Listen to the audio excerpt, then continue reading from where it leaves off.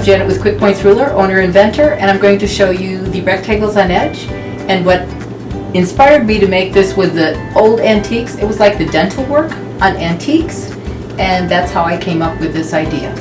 So what you want to do is make 2 pieces of fabric right sides together. You can do 1 or 2 colors. If you do 2 colors, because the ruler is offset, when you fold them in half, it's automatically 2 colors just because it's folded in half. So what you want to do is measure your ruler, and all you would need is like 2 3/4 inch strips. So what you want to do is cut 2 3/4 inch strips. See, we just cut them with your rotary cutter, and because I'm not very tall, I always fold the fabric in half. You can do whatever works best for you. And of course you want to double it because you need right sides together. And then after that you just need to miter. I'll show you what I do. I'm a pin queen and I like everything kind of perfection issues, I guess they call it. Then you want to cut off the selvages just to get rid of the selvages.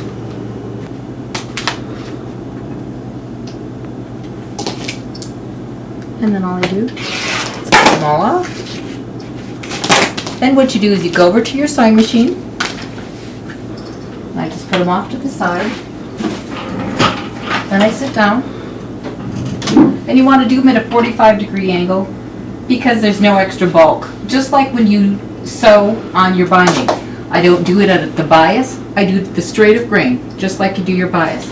So what I do is, before I do my 45-degree angle, is all I do is iron it like a triangle, and then I put it on top of my fabric like this, because I am basically the pin queen. Just put a pin through here, and then I sew it. Make sure this is nice and even.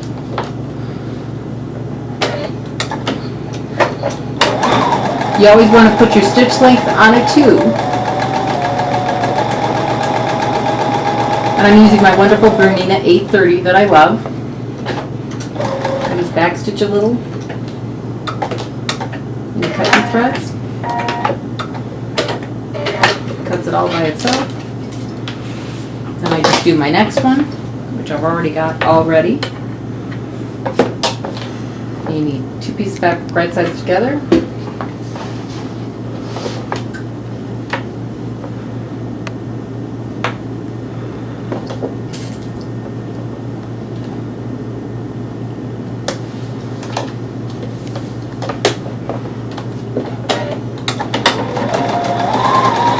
And this Bernina already locks the stitches at the beginning, so I don't have to worry about reversing in the beginning.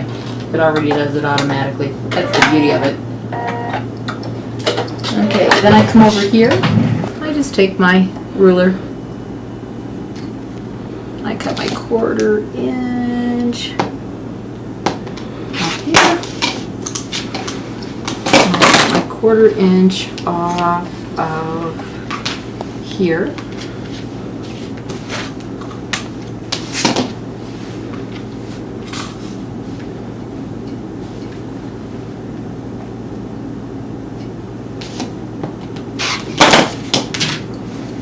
Then we're going to go back to the board.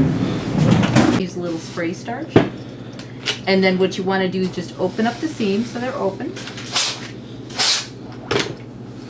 And then you want to make sure that you just get out the fold here and you get out the fold here, because you're going to do right sides together.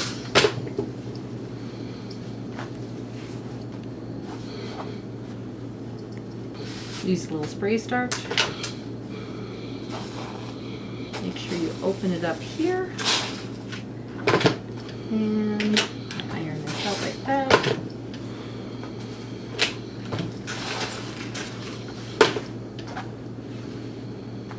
Then the next step you have is I'm going to put right sides together.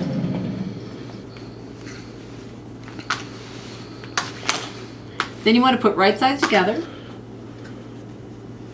Then you take your ruler and you put it on top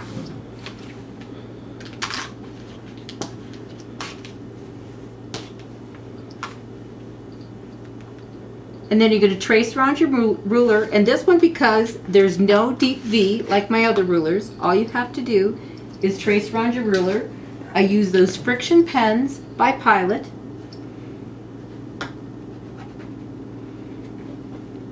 Trace around your ruler. And you just mark your centers where you're going to cut.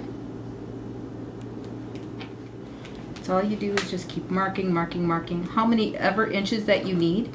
There is a website called www.robertkaufman.com, and all you do is go under binding.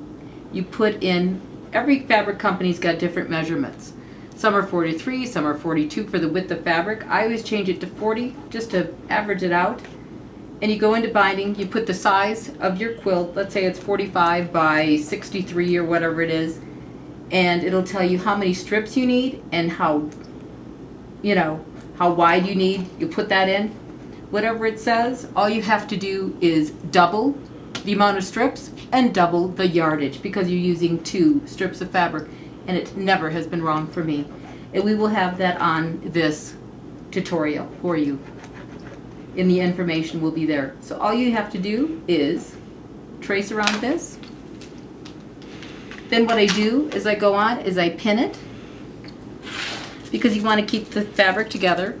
Plus I have a 30-pound cat that if I leave it over the side, he happens to put the pins in his mouth, then I gotta chase him. And chasing a 30-pound cat is quite a feat.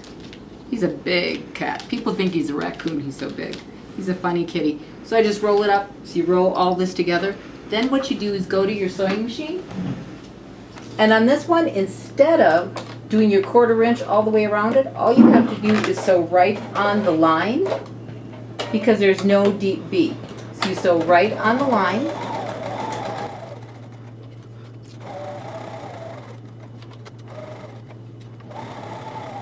And just sew on both sides, this side and this side.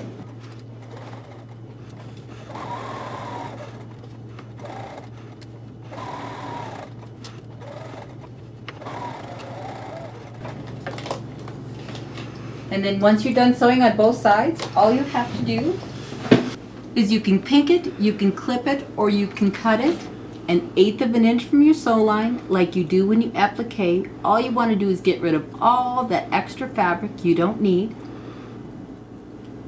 And you just keep cutting. All I do is put on a good movie. Watch a good movie, sit and cut it. I always got to do something when I'm sitting there, either sew, knit, crochet, always got something going on. I just sit and do this, and then once I'm done doing cutting, then I cut through the top layer. You cut through 1 layer only. And so it's easier for myself, so I can see where I need to cut. I just take the ruler and I match it all the way across. That's why you have the center cut line, so you know where to cut, because I don't want you to have any, I want you to know what you're doing, basically.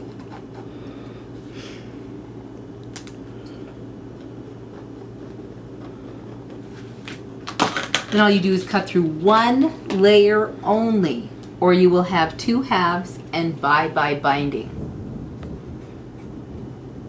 And at this point, you wouldn't be happy, happy, happy. Okay? Then what you do after that is you use a little spray starch.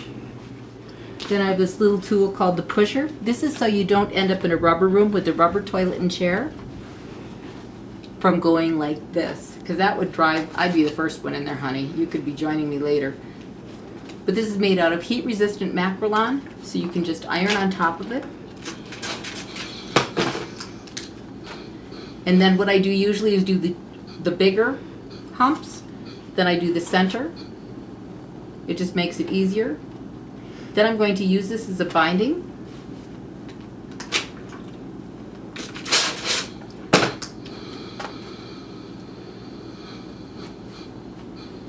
And then you just iron on it. Then all you do is fold it in half, and this is going to be my binding.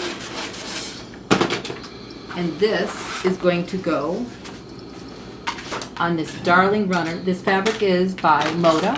It's called Feed Company, and I absolutely love it. I think it's going to be just adorable. This is going to be my binding. What you want to do is start in a corner, end in a corner. You want to make sure that you enclose your ends so there are no raw edges. And this is going to be my binding.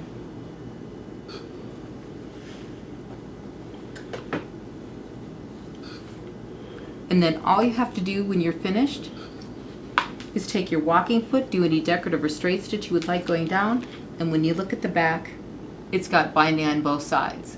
So you don't have to worry about doing anything but machine sewing. You want to start in a corner and end in a corner.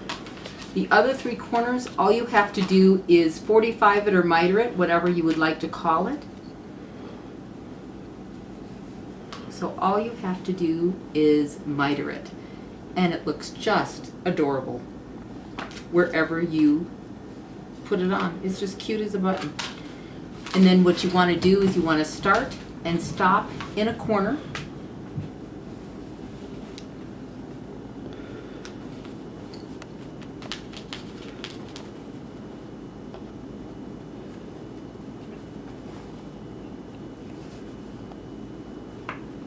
Now, isn't that just cute? And then if it's too long, which it will be, all you have to do is put right sides together, just like when you started.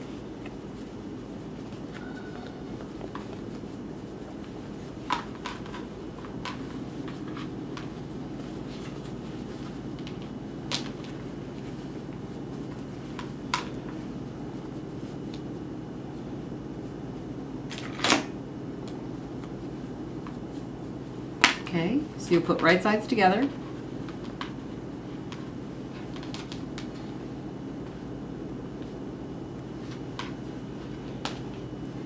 So you would sew it, cut it, turn it, and it'd look like this all over again, because all this is sewn vertically. And then you're finished. There's so many other things you can do for it. This beautiful quilt on the wall is done with rectangles on edge. You can gather it, you can do all sorts of things. You can make pillows out of it. I've got beautiful quilts. I'll have other things on the website with it. It's just darling. This quilt fabric is from Lucian Fabrics in Japan, and the flowers are rectangles on edge. It's also scallops, and it is also the mini points. Very, very simple to make, and it will be a pattern very soon. So please be looking for it. I've got a quilt that I've made with that I'll do later as a tutorial with darling flowers on it. And thank you for your time. Have a wonderful day.